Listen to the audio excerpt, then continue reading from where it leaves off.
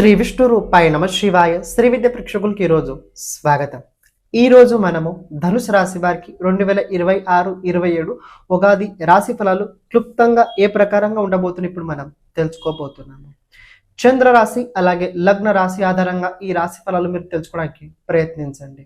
నేను చెప్పబోయే విషయం లోపల కేవలం 50% జరుగుతాయి, మిగతా 50% జరిగే అవకాశాలు తక్కువ ఉంటాయి. ఎందుకంటే మీ జాతకంలో ఒక గ్రహస్థితి ఉంటుంది, నడుస్తున్న దశ అంతర్దశ ఉంటుంది, దాని ప్రభావం కూడా మీ జీవితం మీద నడుస్తూ ఉంటుంది. సో మేము చెప్పబోయే ప్రతి విషయాలు ఇలాగే ఉంటాయని అనుకోకండి. చెప్పబోయే విషయాల లోపల 50% అయితే తప్పకుండా జరుగుతాయి. క్లుప్తంగా చెప్తా, ఎందుకంటే మనం ప్రతిసారి దీనికి సంబంధించిన విషయాలు తెలుసుకుంటూనే ఉంటుంటాము. ప్రతి నెల రాశి ఫలాలు తెలుసుకుంటూ ఉంటాము, ప్రతి రోజు రాశి ఫలాలు చూస్తాము, ప్రతి ప్లానెట్ది ట్రాన్సిట్ కూడా మనం తెలుసుకుంటూనే ఉంటుంటాము. సో క్లుప్తంగా తక్కువ టైం లోపల చెప్పడానికి ప్రయత్నం చేస్తాం. ధనుసు రాశి వారికి ఏ ప్రకారంగా ఉందని చూసుకున్నట్లయితే చతుర్థ స్థానంలో ఉన్న శని, అలాగే తృతీయ స్థానంలో ఉన్న రాహు శని కలయిక ఏదైతే సంబంధం ఉన్నదో ఇది తర్వాత రాహు మీ రాశి నుంచి సెకండ్ హౌస్ లోపల రాబోతున్నాడు ఈ సంవత్సరం నవంబర్ లోపల. ఈ నవంబర్లో రాహు ఎప్పుడైతే మీ రాశి నుంచి రెండో భావంలో వస్తాడో అప్పుడు ఆ సమయకాలం లోపల మీ జీవితం లోపల పెద్ద ప్రాబ్లం క్రియేట్ చేసేవాడు ఎవరైనా ఉన్నట్లయితే కేతు. మీకు రాబోయే రోజుల్లో కొన్ని ప్రాబ్లమ్స్ 100% వస్తాయి, నేను కాదనను. కానీ ఆ ప్రాబ్లం ఎలా ఉంటాయంటే చాలా సడన్లీ వస్తుంటాయి, చాలా సడన్లీ ఉంటాయి. మీకు అనిపించవచ్చు అసలు శనిదేవుడు ఏ ప్రాబ్లం ఇవ్వట్లేదు, రాహు కూడా ఏ ప్రాబ్లం ఇవ్వట్లేదు, మరి ప్రాబ్లం ఇచ్చేవాడు ఎవరైనట్టయితే కేతు రాబోయే రోజుల్లో మీకు చాలా చాలా పెద్ద ప్రాబ్లమ్స్ అయితే మీకు ఇవ్వబోతున్నాడు. కానీ మీరు కేతుకు సంబంధించి ప్రొఫెషన్, కేతుకు సంబంధించిన వర్క్ కనుక మీరు నడుస్తున్నట్లయితే అంత కంగారు పడాల్సిన అవసరం అయితే ఉండదు.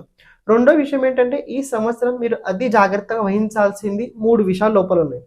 ఒకటి, ఎవరికి డబ్బు ఇచ్చే వ్యవహారాల్లో మధ్యలో అస్సలు వెళ్ళకూడదు. ఒకవేళ మీరు కనుక అందులో అలాంటి పరిస్థితుల్లో వెళ్ళినట్లయితే చాలా ఇబ్బందులు మీకు ఎదుర్కోవాల్సి వస్తుంది. రెండోది ఏంటంటే హెల్త్ ఈజ్ వెరీ ఇంపార్టెంట్. ఆరోగ్యాన్ని చాలా జాగ్రత్తగా కాపాడుకోండి.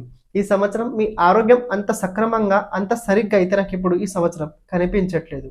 ముఖ్యమైన విషయాలు ఏంటంటే శనగపిండికి సంబంధించిన పదార్థాలు అస్సలు తినకండి, బయట పదార్థాలు కూడా అస్సలు మీరు తీసుకోకండి.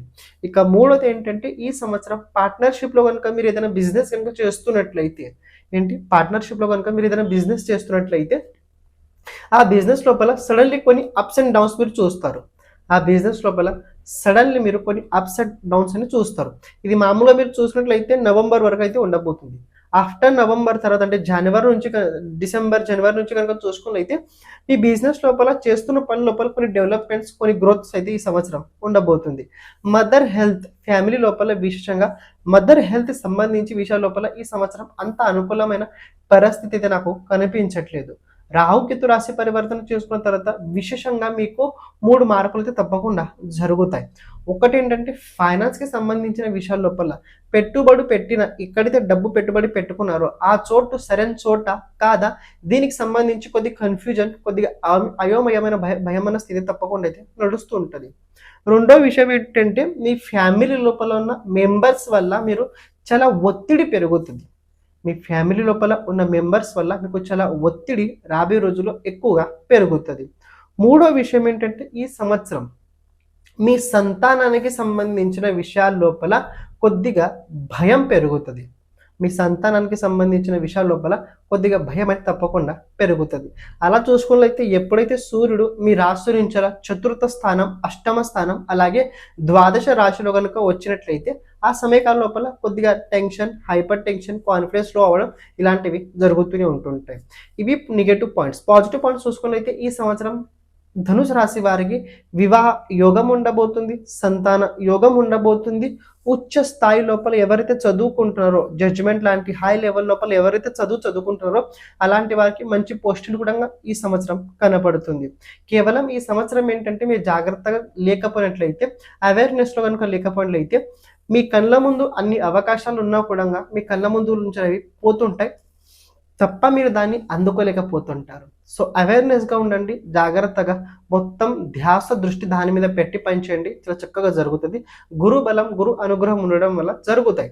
కానీ ఎప్పుడైతే గురువు కర్కాటకంలో వస్తాడో ఆ సమయకాలం లోపల కొద్దిగా అన్నెసెసరీ విషయాలు లైఫ్ లోపల చాలా సడన్లీ ఈవెంట్స్ అయితే మీ జీవితంలో రావడం మొదలవుతుంది. అది ఎలా ఉంటుంది, ఏ సందర్భంలో తర్వాత తెలుసుకుందాం. కానీ పాయింట్ చెప్పాల్సింది ఏంటంటే హెల్త్ ఈజ్ వెరీ ఇంపార్టెంట్. ఆర్థిక వ్యవహార లోపల ఎవరిదాల్లో అస్సలు మీరు మధ్యలో వెళ్ళకూడదు. ఈ సంవత్సరం మీరు ఆరాధన చేయాల్సింది ఏంటంటే శ్రీ మహావిష్ణు ఆరాధన. ఎంత ఎక్కువ మీరు చేయగలుగుతారో అంత ఎక్కువ మీరు చేయడానికి ప్రయత్నించండి. ఛానల్ని ప్రతి ఒక్కరు సబ్స్క్రైబ్ చేసి పెట్టుకోండి. కమెంట్ లోపల శ్రీ విష్ణు రూపాయ నమః తప్పకుండా కమెంట్ చేయండి. సర్వం శివార్పణమస్తు. శ్రీమాత్రే నమః.